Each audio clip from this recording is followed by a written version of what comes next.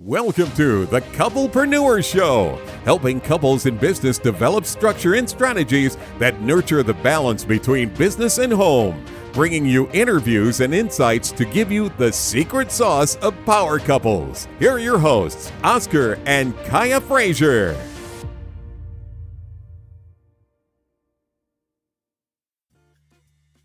Entrepreneurs, couplepreneurs, people looking to get into business, those that may be unsure or they're scared to get into business.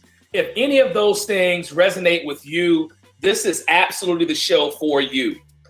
Today, I am exceptionally excited about the guests that we have with us, people that come to us all the time looking for ways to get into federal and government contracting. This is the show that I think is going to give you a whole lot of great nuggets to get you started. But before I do that, because I know Kaya's got to get her spiel in, so let me turn it over to Kaya to do her thing. All right, sponsor time. So today's show is sponsored by Carolina Runners, a family-owned company, a family-owned trucking company. Owner-operators out there that are looking for an authority, make sure you check them out. You can find them at carolina-runners.com. We also have Talk Shirt to Me. They're a shirt company that expresses themselves through shirts and designs. Please check them out, talkshirttome.com.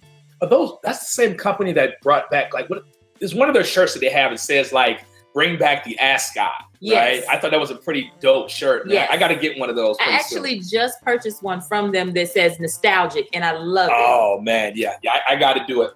All right, so gang, take a listen, take this journey with me right quick. I want to walk you guys through why I'm so excited about this conversation. So about, I guess, a year or so ago, we were on a project for a very robust tool, if you will, excuse me, that was going to be used for people that were in the government contracting space.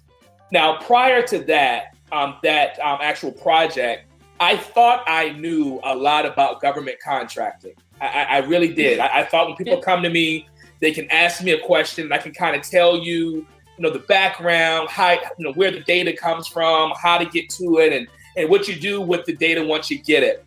But then I met a guy that literally brought me to my knees, man, when it comes to the knowledge yes. of government contracting, yes. Hands down. So when I met him, at first I said, wait, how does this guy even exist to know this much information in one brain, right? Because typically in the federal and or government space, what you normally will see is some of it will be kind of one-dimensional, right? Mm-hmm. They'll be in capture, they'll be in business development, they'll be in sales, they'll be in as far as the data side of actually where the data comes from. But then I met this gentleman, right? Mm-hmm. And the reason why I kept on saying guy is because when I first met him, the words he said to me was, "My name is Go-To-Guy." Mm-hmm. And I thought he was kidding.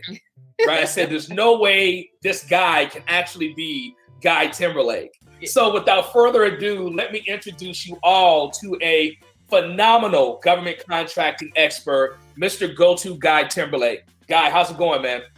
And Oscar, Kai, it's going great. I got to tell you what, you guys got to talk to my wife about what you're doing in my head right now, because she's going to be mad at you when I can't fit through that door, right? Well, I tell you, man, Guy, the things that I said just now are one, they are absolutely genuine, man. I was always and am always super impressed with the amount of knowledge that you have as yes. it pertains to the government contracting space. Yes. It's quite remarkable, man. Well, I appreciate that. I got to tell you, it's two things. One, I'm just old, I've been doing this a long time and have had a chance to learn a lot over the years. But two, I've been parts of good villages. I have lots of people who are around me in my early days, who are with me now, who basically lift me up. The things that I know were because somebody else helped pull me along.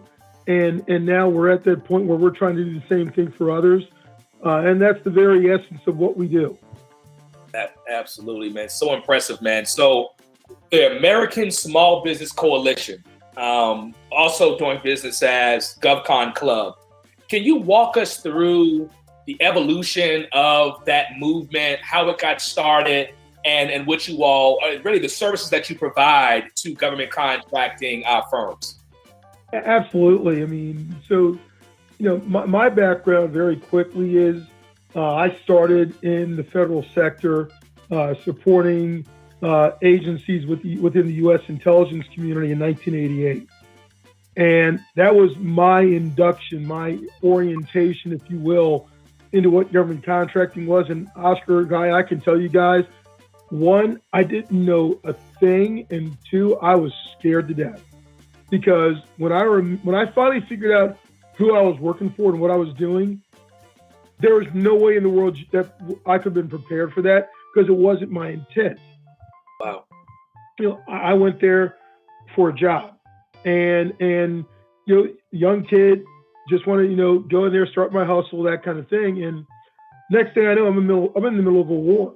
I mean, we are supporting somebody I work for, directly supporting intelligence and special operations activities, for Desert Shield, then Desert Storm. And honestly, as they say, the rest is history. I kind of found my bearings there and worked my way, through the organizations I was with, working, starting off in the warehouse, moving into logistics, manufacturing, ultimately sales, purchasing, and other operations activities. And then sales and business development is where I found my calling. And it was a gift that I get from, one, God, but also just parts of my family who had this same gift. My grandfather was a minister, mom was a teacher, all these things. And I got the best of all those parts to be able to talk to people and convince people, and not just in a selling capacity, but just in helping, almost as a motivational. I'm a presenter, a speaker, a teacher, all these things.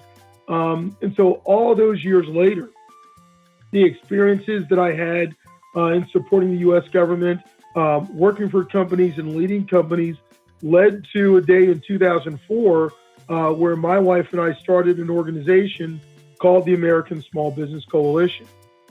And the goal of the ASBC was creating a community that would work together, learn together, grow together, companies, people from government, large companies, small companies. And I will tell you again, didn't know what I was doing, never run a membership organization before. I knew government contracting as much as I could, but somehow, some way it worked. And that's what brings us to kind of the ASBC Part 2 today, now under the name of the GovCon Club, the 16, 17 years experience we had with the American Small Business Coalition, the successes that our members claimed as a result of working with us.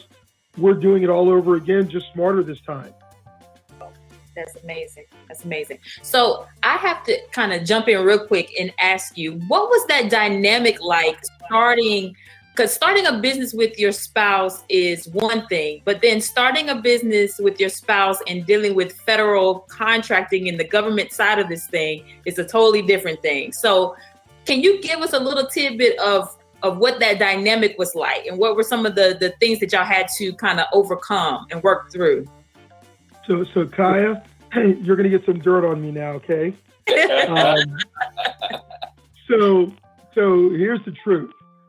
So the organization that my wife Maggie started, which was called One Click Office Solutions, was supposed to be her separation from corporate America. She was an HR professional, and she was going to offer back office services, administrative, probably some HR consulting, things like that for small companies. And she asked me to help her out with it. I was still working at the time, selling to the government. And so, you guys know me. So I took her idea and I said, what if you did this?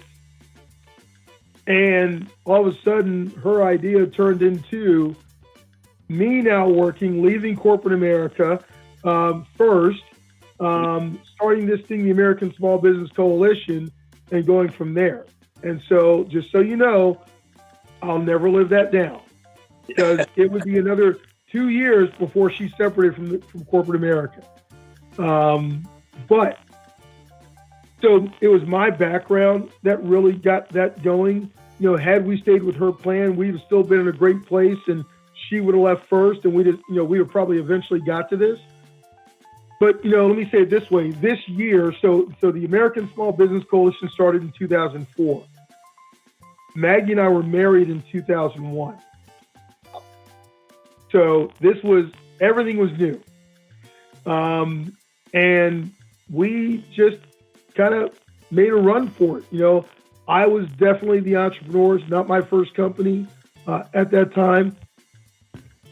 And so the way things worked out, she is really behind the scenes, the operations of this. I'm the face and some of the creative brain of it relative to the content we do. It took some work to really get it where we wanted to, because again, we're dealing with two things: the newness of working together, because we had never done that before, the newness of running an organization that we had no idea how to run. Again, the membership community. The only thing that I knew was how to help people find and win government contracts. That's so similar to me and Oscar's story, and how we found ourselves in the federal space as far as once we started to build in demand. So we can relate to that in so many different ways, and then trying to find your lane and stay in that lane and decide who's going to be out front at certain points and all that good stuff. So yeah, hats off to you and Maggie. We definitely understand. Totally, man. Totally. So yeah, one of the things I'll mention too, and this is for us having to really figure out who we were, because we have a lot of different names. People see us as coaches. People see us as small business advocates. All of these different things, and we just call ourselves a community. So we apparently answer the mail for a lot of different people with a lot of different needs. That's awesome. Yeah. I like that. A community. I like that. Absolutely. So, Guy, one question that a lot of our listeners would have and here's why, let me frame this up a little bit better. So a lot of the folks that we have worked with in the past, whether it be business coaching or just overall coaching in general, a lot of them want to always ask, so Oscar, how do we do what you guys do, right? How do we get into the federal space, and how do we make money doing that? And I'd always respond with, well, that's like a ocean-wide question. And it kind of start whittling down. There's so many steps. What would you offer to, someone who perhaps has some corporate experience, but they're looking to start transitioning into federal? What would you explain to them as their first initial steps? Wow. And so here, the trick is there are so many entry points. And so, for someone that's looking to work in federal contracting, like I did initially, you can always potentially find a company to align with, and find a role there and grow yourself. But, from the entrepreneur, couple-preneur, standpoint, it's a little more daunting. And the only reason I say that is because it's kind of like those memes, we see on the internet, with the iceberg, and there's the part above water that you see, and then there's that whole other, thing going on below the surface that you don't see. Absolutely. That is government contracting. The things that you see are probably the things you have to worry the least about.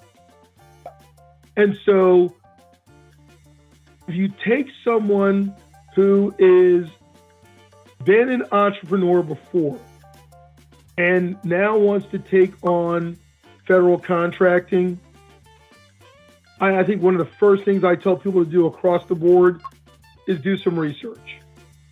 Just go start consuming information, and what information you get and where you get it from is critical, because there are a lot of folks out there. And look, the three of us have talked about this when we were doing the thing previously about some of the bad actors out there that, all their knowledge about government contracting is what they heard at their last 5 meetings. Now they're experts. That's right. So we've seen that before. Yeah. So there's a lot of information out there you can get that will do you no good. It will send you in the wrong direction. So I typically tell people, go to a source that you can determine is as trusted as it can be. One of the first things I tell people to do is look for the programs that are funded and hosted by the government. Find a PTAC, Procurement Technical Assistance Center. These are the 90 plus centers around the country that are co-funded by the Department of Defense to provide assistance to individuals and companies so they can start learning the ropes of government contracting. And the thing that's unique about the PTACs is they are completely focused on government contracting, state, local, and federal. Some of the other resources are the SBA programs, the SBDCs, Small Business Development Centers. Again, great resources. I have friends that run all of these, by the way. My buddy Carl at Howard University runs an SBDC there. We have friends around the country that run PTACs. SBDCs are co-funded by SBA. They do education and training for companies also, but they do it for commercial, so basically public sector and private sector. So rather than where the PTACs are completely focused on government contracting, it's an additional focus for the SBDCs, women's business centers, veterans business centers, native business centers. All of them fall under the SBA moniker. One of the other ones that folks probably don't know about a lot is what is called the Minority Business Development Center, MBDC. That's run by Department of Commerce, the Minority Business Development Agency, and they operate just like the SBDCs, co-funded by the government and stood up. And a lot of these are in universities around the country. Some nonprofits run them also. Those are great places to go to get the fundamentals about what all of this means. And those are free and near free resources that anybody can leverage. And you can find all these on the web. I can give you guys information to post for all these to point folks in that direction. But the number one thing you need to understand is you need to understand, one, that the rules are different in government contracting, especially federal contracting. They don't do business the way that corporations do. They have different rules. They're not using the Uniform Commercial Code. They're using the FAR, Federal Acquisition Regulation. Their contracts are written not just the way a corporation would write contracts favoring them. Literally, the government by law is always in a winning position. And so you have to take that into consideration with everything you do. But it really comes down to understanding how to create an offering, how to create a presence, what language to use. Pricing is literally the conversation we're having with our Founders Council today. We're going to do a program about pricing, beginning to end, because how you price things here is pretty much unlike anything you've ever done before. Yeah. And there are risks and obligations associated with it. I wish you could see me in Oscar's face when you said pricing. Woo. Deep in some of those. It's painful. So in addition to what you're saying, after we talk about this a little bit, I want to switch gears over to like the company that might be at that $2 million to $5 million threshold, and they're looking at trying to get the GovCon Club and what that would look like. But the question, first, I'm going to make this statement of another aspect of what we tend to explain to those who are looking to get into the federal space, and we'd love for you to elaborate if it makes sense. So when we first answer that question of, we're looking at this 500 or this ocean-sized question of how do I get into federal contracting?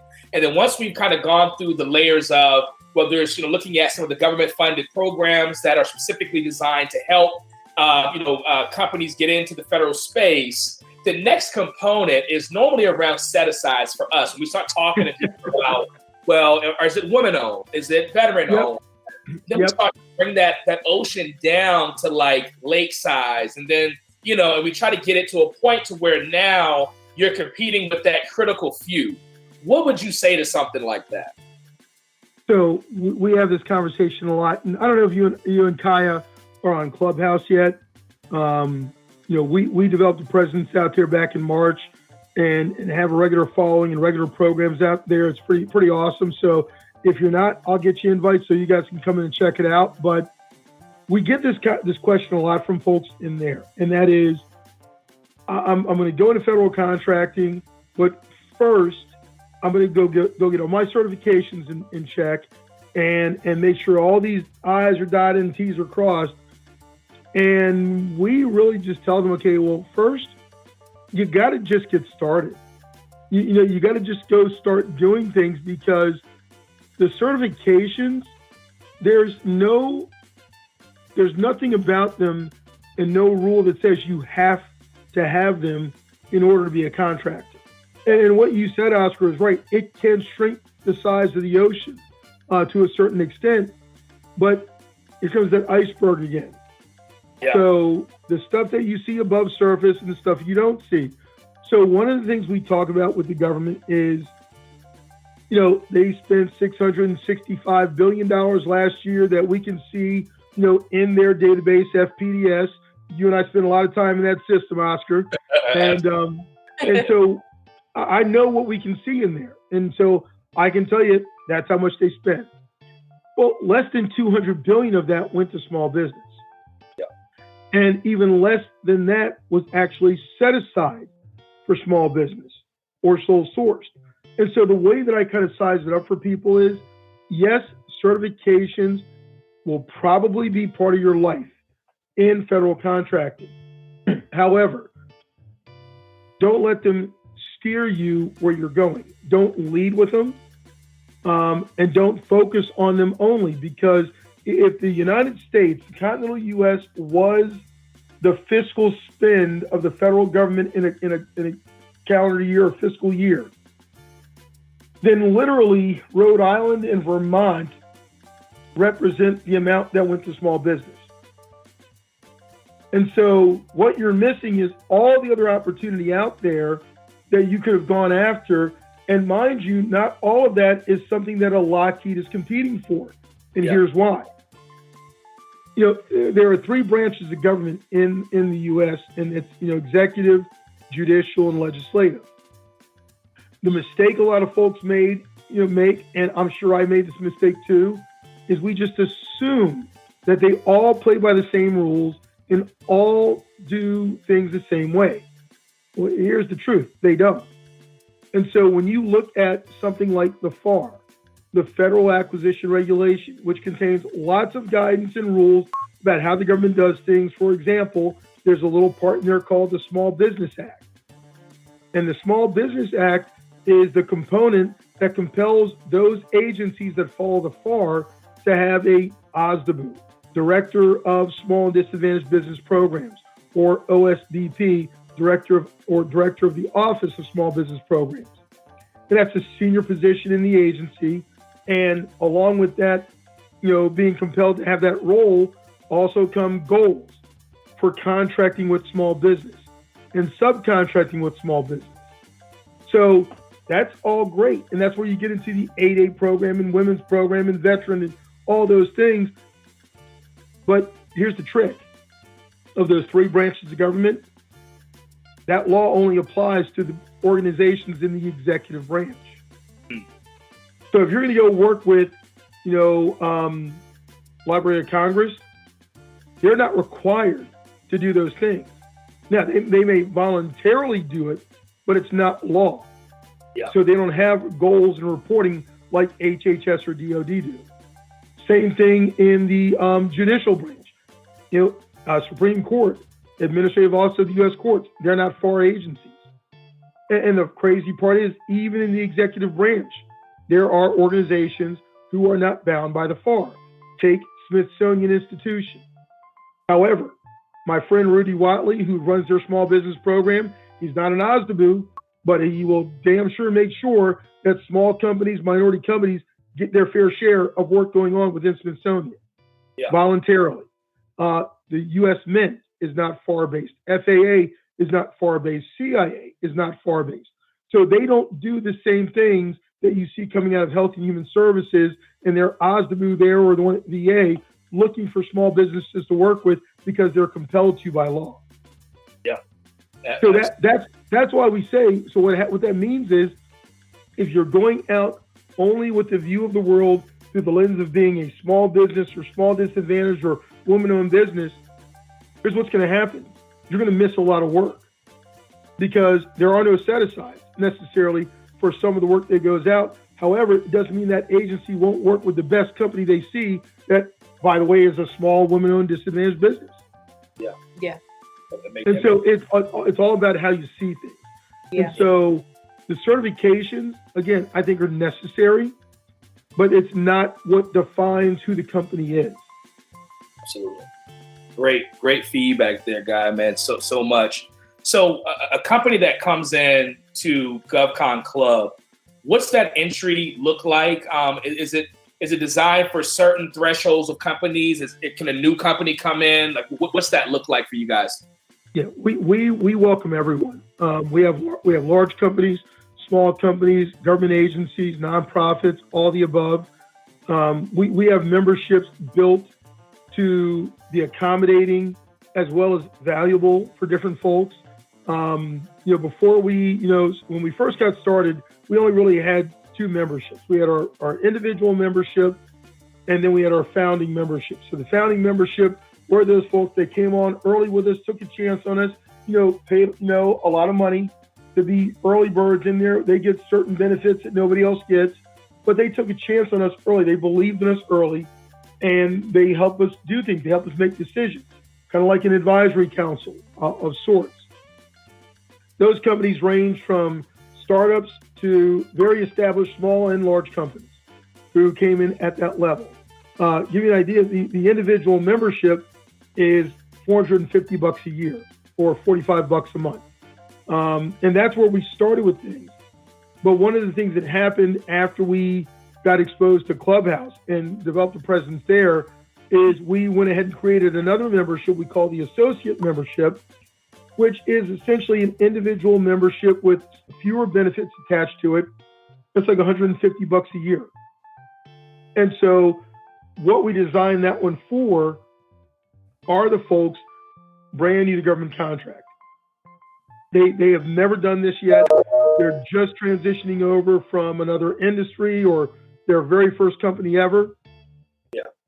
And so we've designed that to inundate them in the most loving way possible with as much educational and training activity as we can. And so what people get for $15 a month, besides access to our complete membership network and some of the other resources and groups we run, we have weekly webinars that all of our members get access to. We call these Do You Know Government Contracting? And it's literally, you'll love this, Oscar. You guys both remember this. It's the 101 stuff. It's what is a NAICS code? Yeah. Okay? What is a GWAC? What is FAPTIS, performance.gov, all these things. And it's not to show them how to use it, it's to make them aware that it's there and what it is, so that if they need more, then they can come to a training like one of our master classes or our, ethical stalking for government contractors boot camp program. Yeah. That is awesome. So if I'm a listener and I'm interested and I want to reach out and get all the information and get in contact with you, how do I go about doing that? Where can I find you? Absolutely. So the easiest way is you can come right to our website. It is GovCon, GovCon.club, CLUB. They can also call us direct. Phone number is 410-381-7378. They can write me direct, guy@govcon.club. And what I would tell a lot of folks though, we're on social media pervasively. I mean, you can find me on LinkedIn very easily. Go-To-Guy Timberlake. If they have ventured into the world of Clubhouse, again, we're there. I'm there. A lot of our team is there. A lot of our members are there. We have a club on there called GovCon Club. Folks that want to come out and kind of test the waters with us, they can come in Clubhouse. It doesn't cost them a dime. And they can come listen to us in one of the rooms and get a feel for us and figure out if we're the real deal or not. Absolutely. That's awesome. We'll make sure we include all that information in the show notes so people can find you even if they're listening to this at a later date. So, yeah. Awesome. Definitely appreciate that. Yeah, and guys, there's not a lot of people that I can say every time they open their mouths, I take out a pen and pad.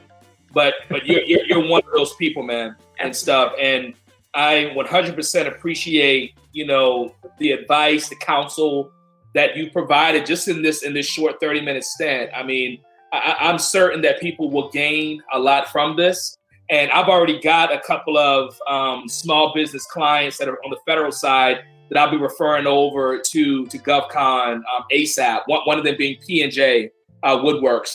They're new to the market, and I think that this would be a great opportunity for them as well, specifically. Yeah. Awesome. No, I definitely appreciate that. And look, you guys let me know how we can help you guys, because I think from the standpoint of what you're doing, this program and other things that I know you have going on, I think you'd be a great addition to the GovCon Club family, first of all. And I think the other part is too, look, I'm going to give you guys a lot of credit here, because you know a whole lot more than you will say.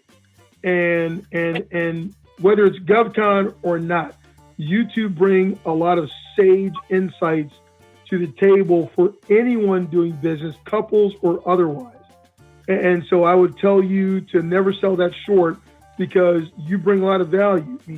Oscar, man, I saw you get on the Forbes Council, and I was just like, yes. That's exactly who they need up there.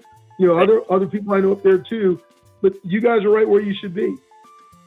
Yes, sir. Definitely appreciate that. Thank you so much, man. We really appreciate that. Well, hang tight for us, man. We definitely want to chat with you a little bit more. But for the listeners, again, Go-To-Guy Timberlake, GovCon Club, excellent resources. Definitely tune in for the next show. Guys, hang tight, man. We got more to talk to you about. Absolutely. You've been listening to the Couple-preneurs Show. To learn more about the resources mentioned on today's show or listen to past episodes, visit www.kothoughtleaders.com.